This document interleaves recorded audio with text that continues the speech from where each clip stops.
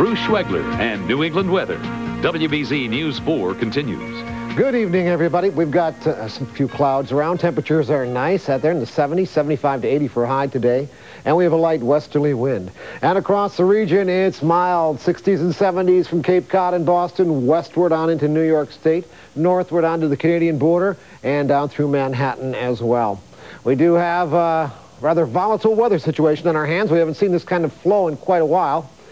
And that is the following. You see these clouds dipping down in this direction. That is the jet stream starting to dip southward and then lift northward. This is not only a warm pattern for us, but it's also a pattern that brings weather up from the tropics. And that's exactly what I expect to be going on here. As we look down to the south, we see Opal here. Opal is intensifying. The water temperatures are 80 to 85 degrees, prime for intensification of a hurricane. Here is the latest position on Opal. That's about 300 miles from the mouth of the Mississippi River. Top winds of 100 miles per hour, sustained higher gusts.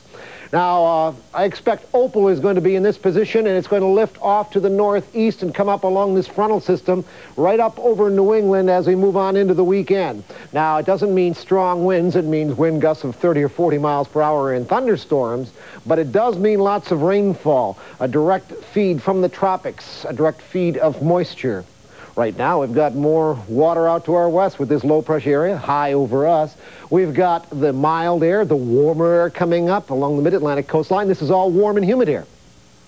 And in this cloud zone, quite a bit of precipitation that extends from Canada and south and southwestward. But the main thrust on this is not toward us, it's northeast.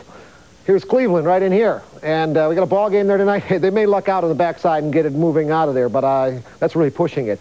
In the meantime, this means that most of the heavier rain tomorrow will be in northern and western New England and not here. Our forecast for tonight calls for the cloudiness on the increase, mild temperatures with a southwesterly breeze. Temperatures 60 in the city, 50s in the suburbs. No ground fog. And coming up for tomorrow, there will be a few sunny breaks and a few scattered light showers. Again, heavier rain north and west New England. And the temperatures tomorrow will be mild, and it'll be increasingly muggy. You've got a high tide in the morning.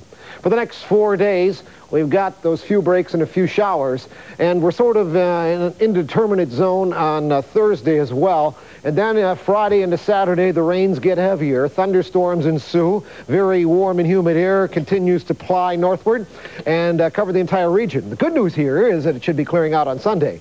The bad news is, if it all comes down at once, we got some flash flooding problems. We do need the rainfall, but we don't need a lot of rain, and that's too early to say. Primarily the hills would have a lot of rain problems, and it's Friday and Saturday, so we'll keep you abreast of the situation. Let's see, Saturday I'm going to be in Central Park, New York, with the Pope's visit to America. It could be raining a bit, you think? Yeah. You don't remember the last time he was here in New York, Central Park? 1979. Poured like crazy, didn't it? Didn't it? Yes. Seems to me it did. Yes, he was not Central Park. He was here at the Boston Common. Oh, that's right. That's right. Yeah, it was here. It was poured. Yes. Yeah. All right, Bruce, thank you. You're welcome.